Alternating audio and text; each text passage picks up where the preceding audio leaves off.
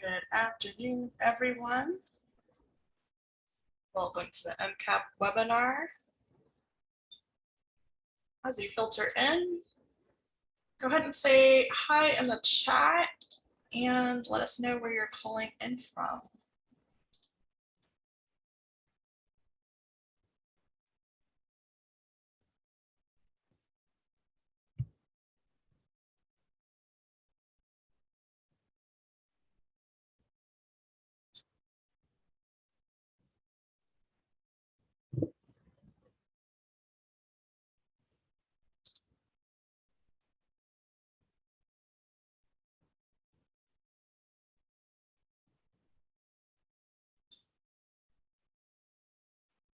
I hope everyone is enjoying the sunshine, that direct sunlight.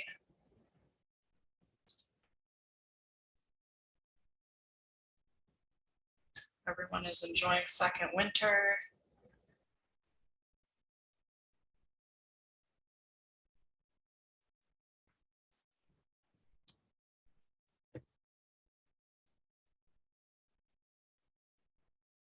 Just give folks a minute-ish more to filter in, and as you come in, feel free to greet one another and say where you're coming in from. It's great to see folks from all over the Midwest coming in.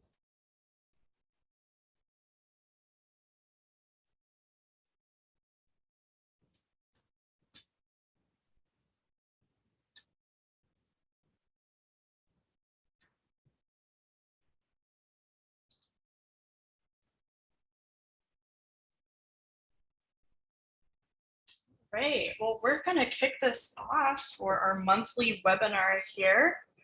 I'm going to go ahead and share my screen. Today we have Dr. Suzi Clark as our webinar speaker. One second as I make the slideshow happen. Great. Yes, we have Dr. Suzi Clark, who is a postdoctoral associate here at MCAP, University of Minnesota's Department of Soil, Water, Climate. In her postdoc, she's been working with Dr. Heidi Root to develop MCAP, conduct climate adaptation research, and communicate climate science to a variety of sectors across the state. And she'll talk about her work on the US Corn Belt here. Suzi hails from California and studied environmental science at the University of California, Los Angeles. Then she conducted oceanography research in Hamburg, Germany, and then completed her PhD in physical oceanography from Massachusetts Institute of Technology at Woods Hole.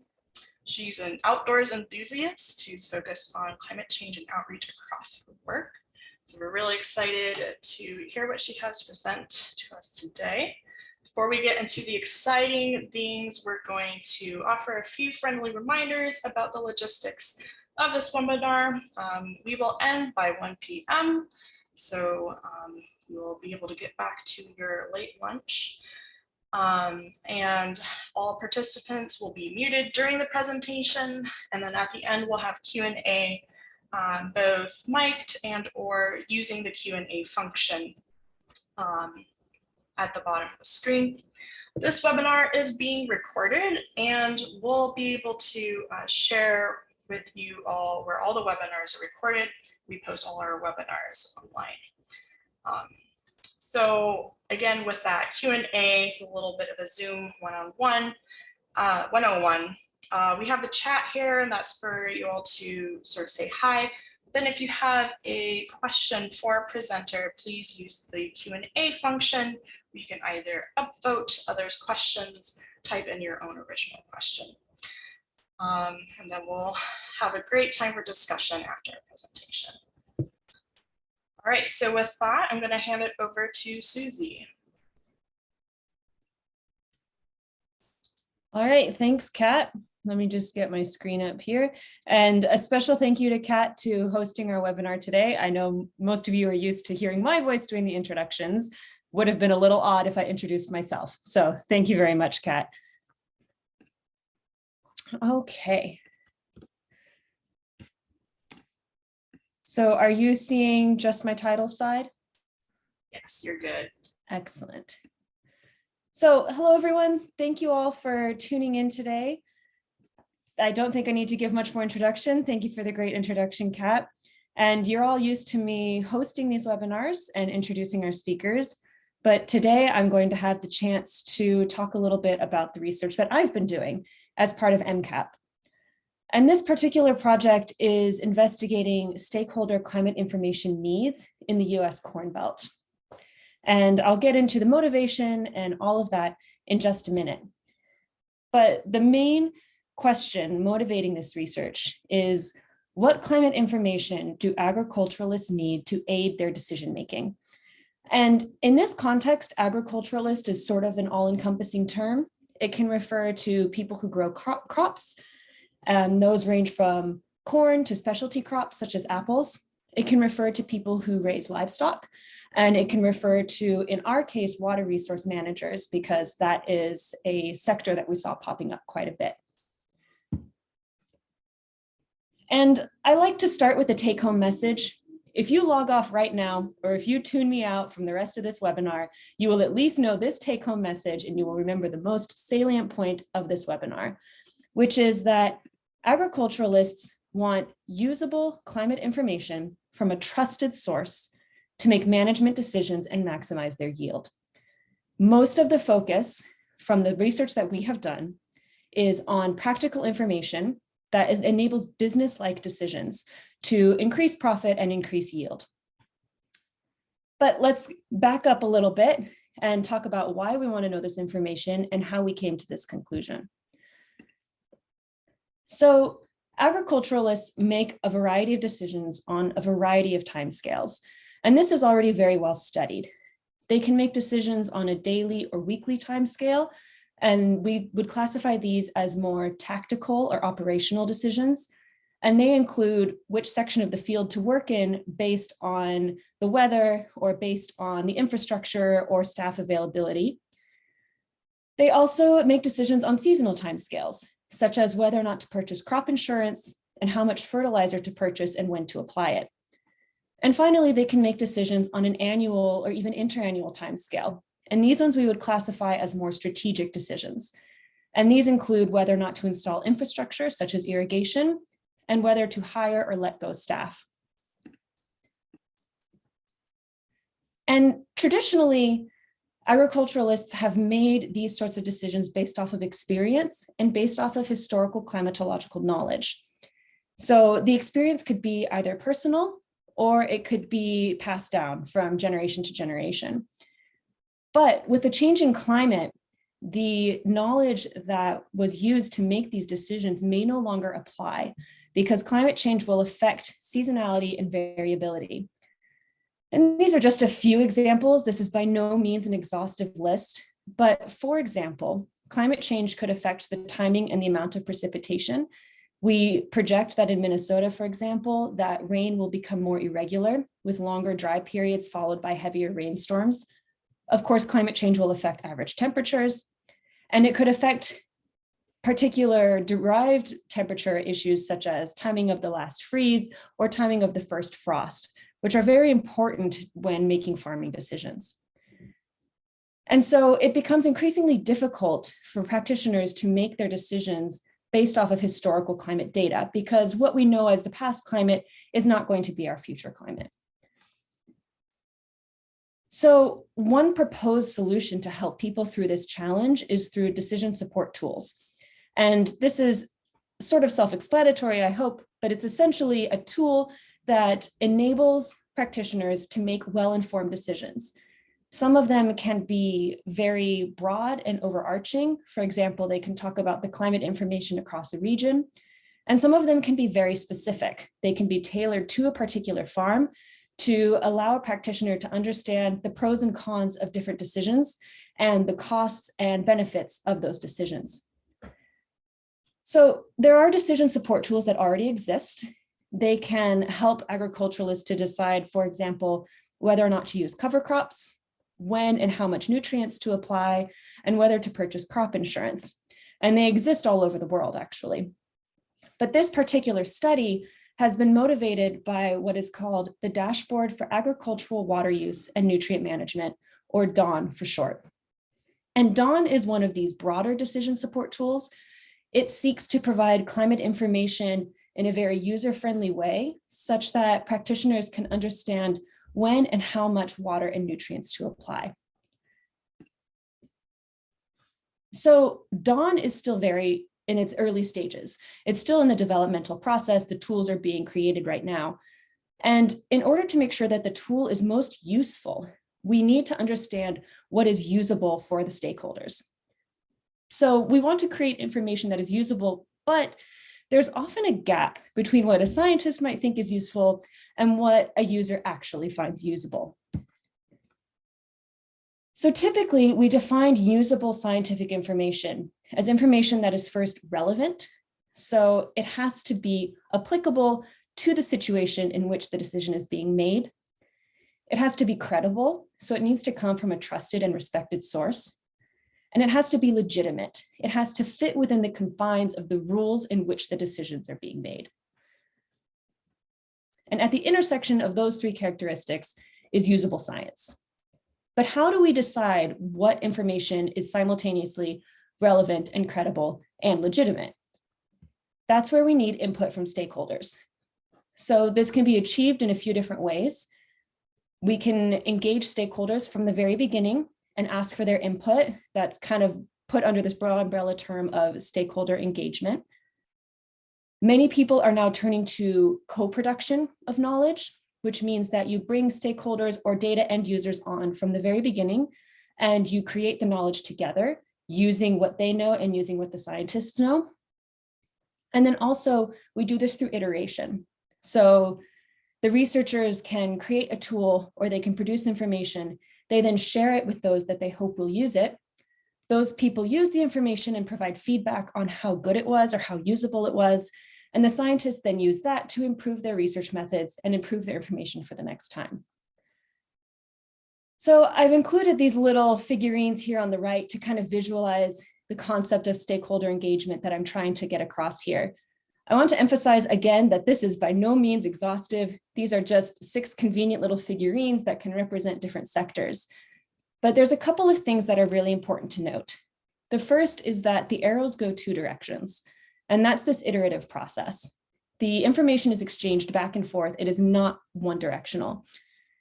The second is there's a little figurine right there that could represent a scientist, but that figurine is not placed at the top of the circle. There is no sense of hierarchy here. What we seek to achieve, and I'll admit that we sometimes fall short, but what we seek to achieve is an equal exchange of information to create something that is beneficial for everyone. So for this DAWN project, we want to utilize these methods of stakeholder engagement and co-production and iteration. The part that I'm focusing on is this stakeholder engagement.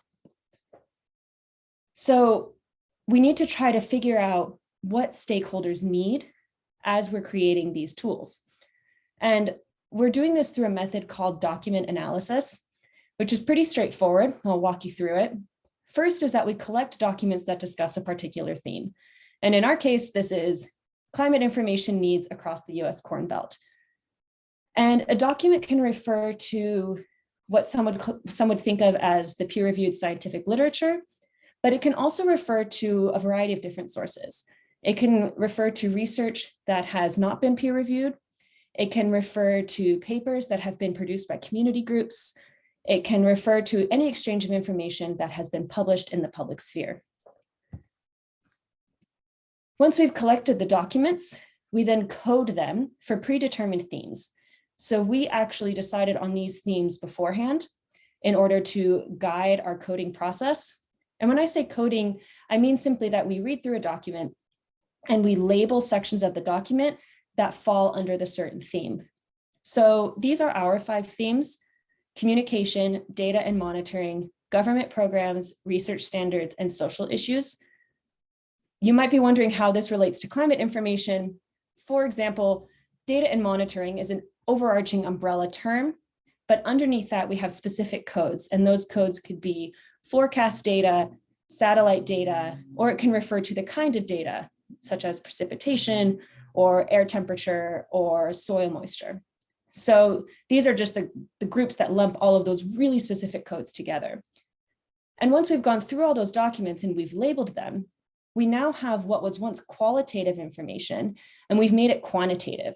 We can now analyze how many times did each theme pop up across our document set. And we can use that to try to understand which ones might be the most frequently discussed and kind of at the top of the stakeholders' minds. In our study, we saw the first three themes predominantly.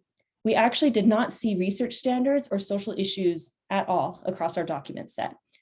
Research standards refers to, for example, who should be funded, how funding should be appropriated, how collaborations should be made. And social issues refers to issues that are of potential cultural note, such as equity. So the pros of this method are that we reduce stakeholder fatigue. If you keep going back to the same people over and over and keep asking them to tell you the same information over and over, they might get tired of engaging because they have their own businesses and their own lives to attend to as well. This way, we can find the information that's already been put out there and use it to our benefit. The con of this is that we're limited to what's already been done. So we are confined to the information that has already been shared. But understanding all of this, let's talk about how we actually did document coding. So first is we put some bounds on the documents. They had to be at least partially focused on the US Corn Belt. And this image here shows which states we've included in that definition in green. I know some of you might be looking at this and thinking, I wouldn't be including that state in the Corn Belt. The scope was defined by the Dawn Project. There's a few different definitions of what actually constitutes the US Corn Belt. Second, a paper had to be, or a document had to be published between 2010 and 2021. And this is because we wanted to make sure that the information shared there was relevant to the social, political, and environmental contexts that we talk about today. And third, of course, we wanted it to mention stakeholder environmental or climate data needs. So after we did our document analysis, what sort of documents did we find? We found 50 total. And of those 50 documents, 49 of them were co-authored with it by at least one co-author from an academic institution. This is actually not what we originally sought to find. Initially, we wanted to look through what is called the gray literature, which is research that has not been peer-reviewed. And we had hoped to find a more balanced, well-distributed set amongst these 4 different sources. But unfortunately, we hit dead ends there a lot. And so we ended up shifting our focus towards the peer-reviewed scientific literature, which is why academic institutions are so strongly represented. There is a downside to this, which is that we are only going to see the information that researchers thought to ask. And researchers might have particular interests that don't necessarily line up with stakeholder interests. So keep that in mind. Second is that the majority of the documents, 30 out of 50, were at least partially funded by government grants. And these government grants came from the US Department of Agriculture, the National Oceanic and Atmospheric Administration, and the National Science Foundation. So again, there's somebody in the government on a panel deciding what should be funded. And therefore, we might not have a full picture of everything that stakeholders are thinking. We still have a good picture. I want to emphasize that we still get a lot of valuable information from this, but there's room for more work in the future. So as we go through the results, you can keep that in mind. And of the 50 documents, Iowa was mentioned in more documents than any other state. Most of the states were mentioned somewhere between 10 and 20, in somewhere between 10 and 20 documents. Iowa was mentioned in 28 documents. This might reflect some of what I was talking about with particular foci based on the funding institution and those doing the research. And Kentucky was only mentioned twice. I think that's likely because a lot of people don't include it in the Corn Belt. So that's the characteristics of the documents, but I'm sure what you're more interested in is what did they actually tell us? So after coding all of those documents, I found that the most frequently discussed topics could be divided into 5 themes. And these themes all surround the decision-making process. So first, practitioners discussed what kind of information they need. And they discussed the kinds of decisions that are directly within their control. And then the goal of these decisions is to achieve a very specific desired outcome. And I'm going to go into all of this in much more detail. If you're wondering what the specifics are, don't worry. So that's the straightforward decision-making process that practitioners face, but there's external factors as well that affect it. The first is where practitioners get their information. And the second is the capacity and the barriers that affect their decision-making. So I'm going to go through each of these themes one at a time. But I'll start with the desired outcome because it motivates the entire process leading up to it. We found that overwhelmingly, practitioners' desired outcomes were economic. This theme showed up in 14 out of 50 documents. And economic can mean a few different things. In this case, it means maximizing yield, available markets where the practitioners can sell their products, and also increasing profit over time. Interestingly, we saw no mention of social issues. As I mentioned earlier, those are those cultural issues related to the people who are doing the work and who are receiving the products. We also saw very little mention of environmental issues. These could be, for example, improving water quality or water conservation or soil erosion. And in fact, environmental issues were often mentioned as either contrary to economic outcomes or as less important. And several practitioners who were interviewed said that because there's an upfront cost with a lot of the decisions that would have positive environmental benefits, someone, usually the government, would have to be prepared to give them payments to offset that cost because their main focus was their business and their livelihood. And this emphasizes that for these practitioners that have been interviewed, farms are first and foremost a business. They need to meet their livelihood-related goals before they can focus on other goals. So that's the desired outcome. How do practitioners seek to achieve this outcome? They talked quite a bit about what specific information they need, which is of course relevant to the Dawn project. And practitioners talked overwhelmingly about data from forecasts and precipitation data and other derived products. So precipitation, of course, can refer to both rain and snow. And related to that, many practitioners mentioned wanting information about drought.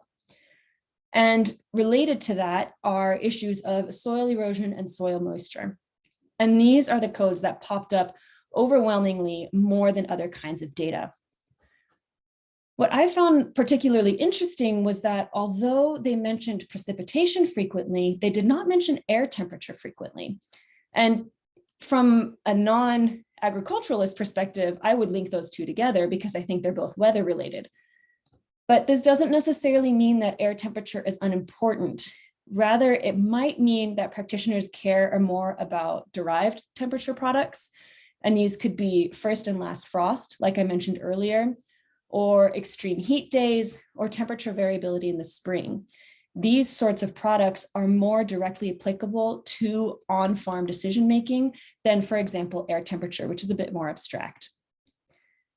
Drought was most often coded in the context of learning about a certain event. And this is related to the fact that in 2016, there was a flash drought in the western part of our domain. And that saw kind of a spike in concern about getting information about droughts. So the take-home point here is that they had very specific informational needs. They wanted to know what was going to come and how it would affect their decision-making. There was less discussion about climatological or historical data. And where practitioners get their information is really important for us to know as decision support tool creators, because we want to make sure that we're tapping into those sources and getting the information to the practitioner. So overwhelmingly, practitioners indicated that they get their information from trusted sources, such as advisors, consultants, and extension agents. There was little discussion of proposed collaborations or coordinations between different agencies, between universities, for example. And there was little discussion about how the information is created. Rather, the focus was on who delivers it. And we interpret this to mean that they place their trust in the information source rather than the information creator. And this emphasizes for us that because the information comes from these trusted sources, the practitioners are looking for also a source that is local, that is more tailored to them, because it comes from somebody who understands their situation and who understands the challenges that they're dealing with. So this emphasizes the need to create tailored information that consultants and advisors can take to their clients. And how will practitioners use this information once they have it? There are decisions that are within practitioners' control, and they can be divided into three broad categories. The first is water management. The second I'm calling agricultural management, which refers to on-the-ground decisions that are being made from an operational and a strategic standpoint.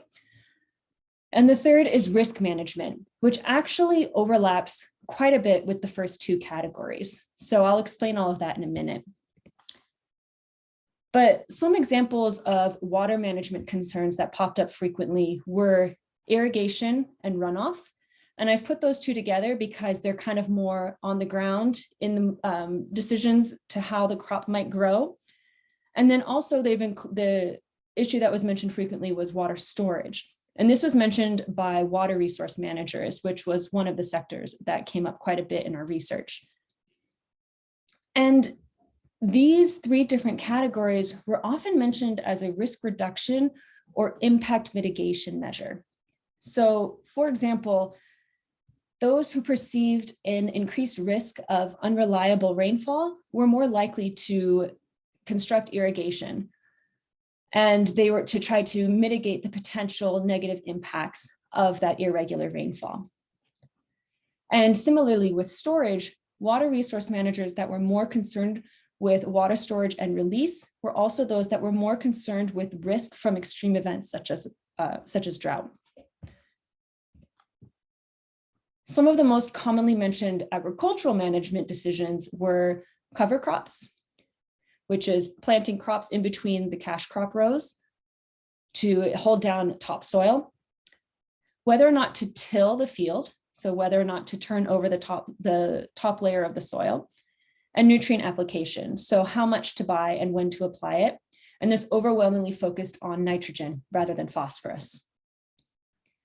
There was some hesitancy to adopt what practitioners viewed as new practices because of the perception that it might affect their yield or their profit.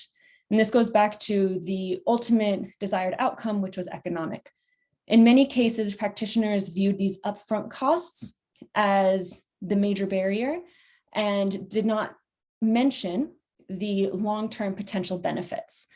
So this could point to an education gap that we could address, but I'll get to that more at the end. And in many cases, as with the water management decisions, a stakeholder's willingness to adopt these sorts of strategies was directly affected by their perception of risk. And so this leads to that overlap between risk management decisions and water and agricultural management decisions. So risk management can take several forms.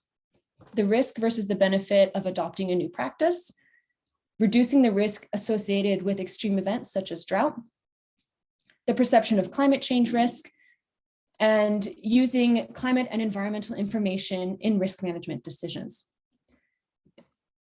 So, as I mentioned, a stakeholder's willingness to adopt certain management strategies was often affected by their perception of risk. So those that perceived an increased risk in the future because of changing climate or because of extreme weather, however they phrased it, were more likely to try to adopt these preventative measures to reduce the potential negative effects of that risk. And conversely, these decisions then affected the practitioner's perception of risk. So as they took on these different measures to try to mitigate their risk, those who had taken those decisions then felt more secure in facing these different risk management challenges. However, I've discussed the different kinds of decisions that are within a practitioner's control, we have to recognize that these decisions are not made in a vacuum. There are different factors of capacity and barriers that affect a practitioner's ability to use information in their decision-making. So I put barriers in red and capacity in blue because I think of barriers as those factors which make decision-making difficult. And I think of capacity as those factors which enable decision-making. So the most commonly mentioned barriers were lack of autonomy, especially with practitioners who didn't own their own land. For those that rented from landlords, they had less independence to make the decisions or to incorporate information than they would have liked. Several also mentioned insurance, which you might think would be more of a capacity factor, but the way that it was discussed was often that the regulations surrounding insurance prevented practitioners from making new and different decisions because they had to meet the rules set by the insurance. The most common examples of desired capacity that practitioners would like were financial support. I think that one was quite obvious to me when I read it. Also human resources, not only people to use climate information, but the time necessary and the training necessary to keep people up to date on the latest information. And then many practitioners also discussed physical capacity, such as infrastructure. This can refer to tools or reservoirs or irrigation. So I've just given you a whole bunch of information about what kind of information we have learned from practitioners that they would like for their decision-making process. What does that mean for the original motivation, this Dawn project that I told you about? The first is we've learned that new tools need to be promoted via existing channels. Overwhelmingly, practitioners mentioned these existing trusted relationships with their advisors for their information sources. So we can't just put new information on the internet and hope that somebody will find it. We have to make sure that we are communicating it through these trusted channels. The second is that practitioners are looking for forecast information, and to be most applicable to the decisions they're making, these forecasts should be on weekly and seasonal timescales. This is what's most relevant for deciding, for example, nutrient application decisions. And third, there's an opportunity for education regarding long-term risk.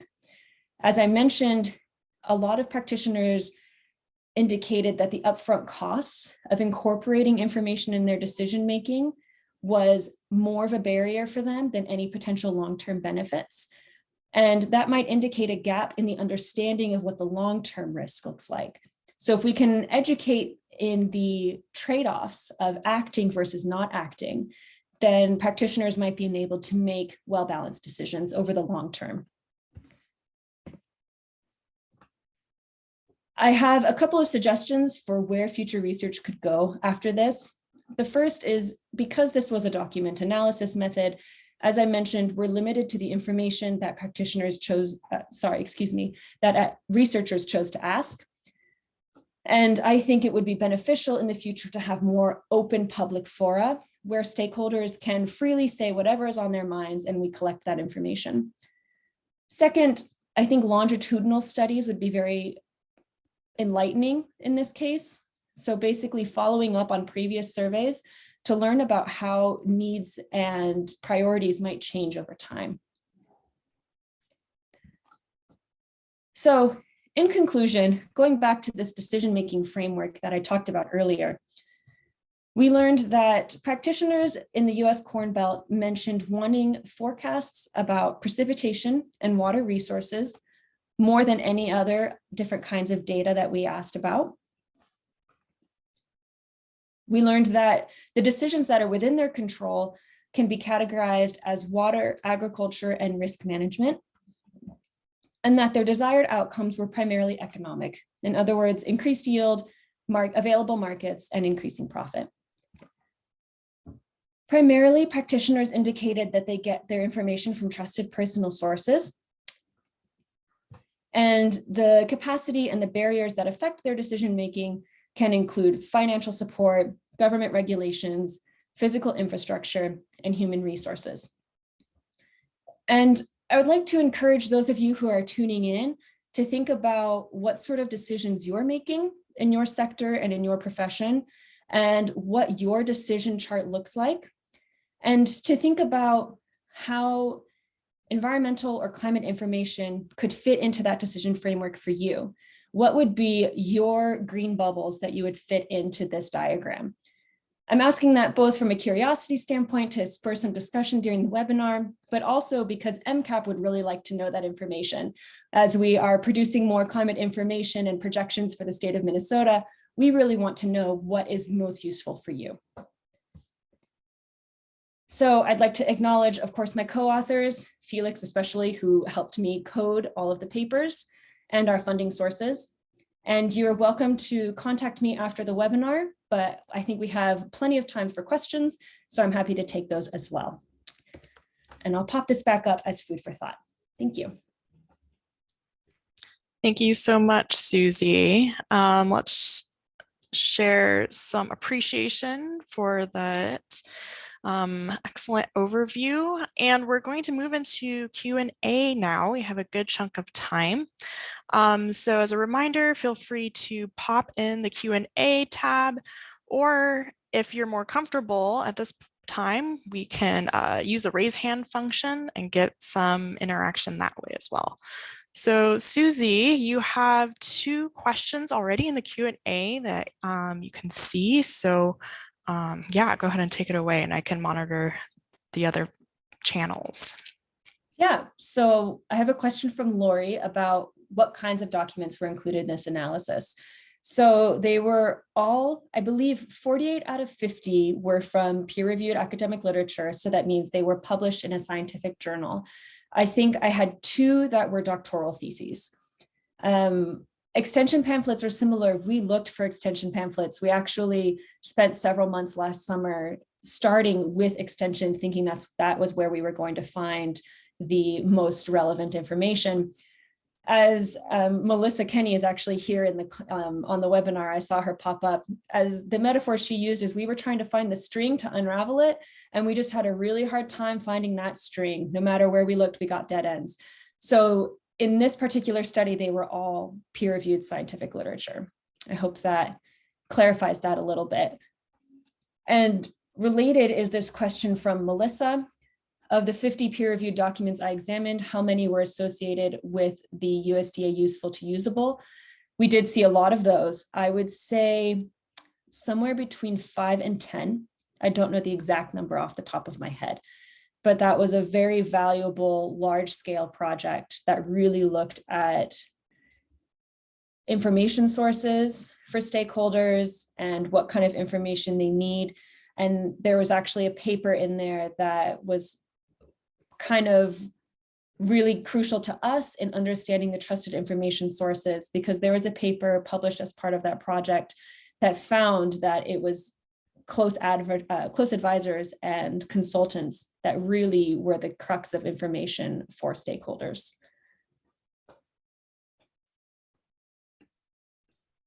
Thanks, Suzi. Thanks for those questions all. Any more questions or reflections? Please feel free to share. Also want to highlight Suzi's call to reflect on decision making and what information is helpful for your decision making in whatever sectors that you are at. But yeah, let's keep the discussion rolling. And Suzi, I'm actually curious, what's next for the DAWN project, particularly in terms of programming and engaging with stakeholders? How is this going to be used next? What's at the top of the docket? So just a minute, I just popping in the website that I found from a very quick Google from the Useful to Usable project. It includes some of the final reports, fact sheets, and publications. So the DAWN project, the way that this fits into all of that is in developing these tools and in providing some of the feedback about what information is most relevant to go into it. And actually, I should have also dropped that link. Sorry about that. So my role in this is there's another postdoctoral associate that is working on very similar angle. Her name is Elizabeth, and she was reviewing all the different kinds of decision support tools that are currently available. And the information that she's found and the information that I've found through this will hopefully help inform the development of the tools. I'm part of the Dawn extension team, and the extension team is focused on understanding this relationship with the stakeholder and creating this iterative process.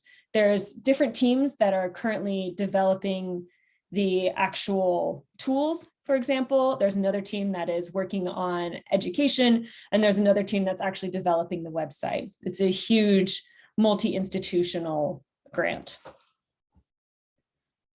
Excellent, thanks for that. And that ties really well in with this question from Suzanne, who's asking for more background on the Dawn project, but also like how it's working with agriculturalists. I see something just, someone just popped something into the chat. Sorry, the sustainablecorn.org. I will take a look at that. Thank you. Very cool.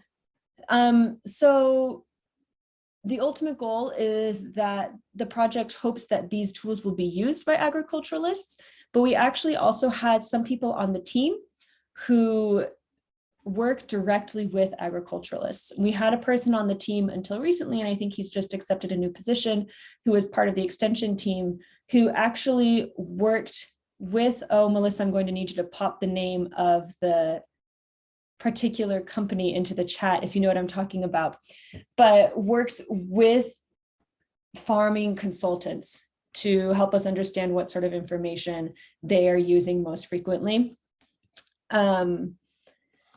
And that's primarily Extension's role, the extension wing of the project. The extension wing's role is to utilize the expertise that already exists in extension. And we have people from University of Minnesota, and we have people from Colorado and from Missouri to utilize that expertise that already exists. And I believe to an extent to utilize the relationships that are already there, but I'm not aware at the moment of any formal surveys that are planned. Thanks, Susie. Watch this space then. It's exciting. Family farm group. Thank you, Melissa. That's exactly what I was trying to remember. Okay, so from an anonymous person, what are the 2 things that you could recommend academics do to help their research or decision support tools to be more useful? I really like this movement towards co-production of knowledge. And I know that Kat has also been working with this quite a bit in her research, which is not necessarily related to agriculture, but I think co-production, getting people involved from the very beginning, is one of the most effective things you can do to make sure that information and tools are useful. And then also the iterative process. I think your work does not stop once you produce information and put it out into the world. It's a continuous feedback process of learning, because people's needs and people's interests change. And what might be relevant 1 year is maybe not the best 10 years later. And so you have to keep iterating to learn what is the most useful and relevant information. So yeah, I would say co-production and iteration.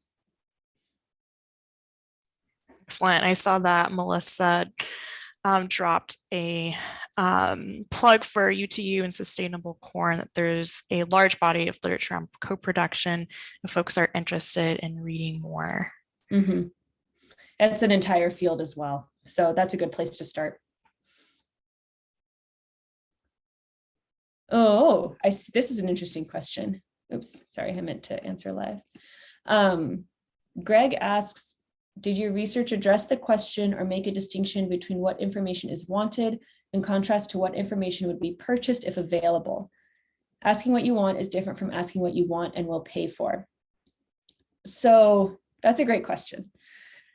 There were actually codes to distinguish between freely available data and proprietary data. And so if that was ever mentioned, then we noted it. But it was actually not mentioned very frequently. There were maybe half a dozen documents out of the 50 that explicitly mentioned whether the data should be freely available or proprietary. So that's the sort of thing that I think could be really interesting to follow up on in future studies.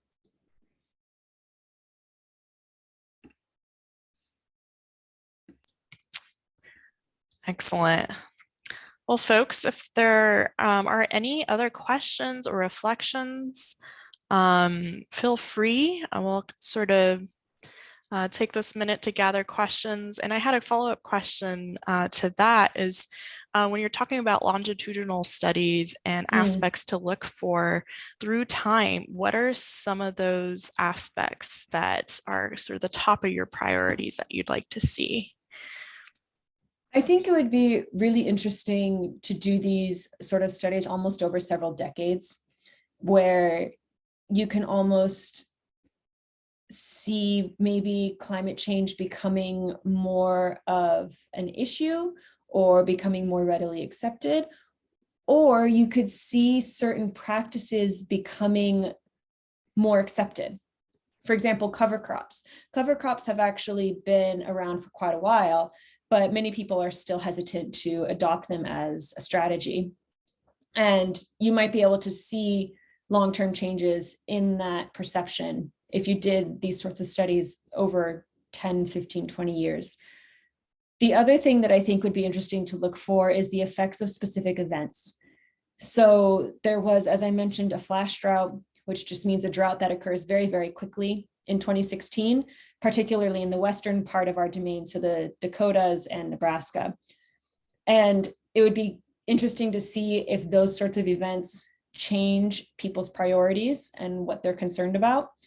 And there was actually a different paper by Molino et al., I'll see if I can pull it up really quickly, that used this same sort of method, but looking at coastal communities in New England.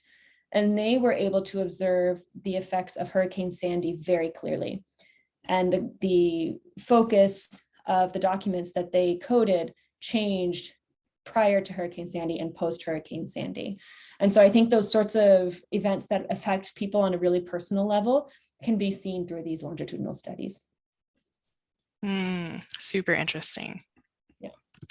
Thank you. Oh yes, Melissa dropped it in. Thank you, already. Melissa. Thank you, Melissa.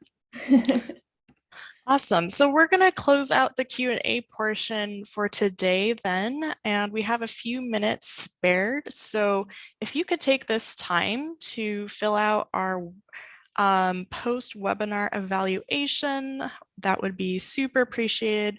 Also dropping a link to more about the project. But please join me in thanking Suzi again for this presentation. I believe you have her contact information if you'd like to touch base more.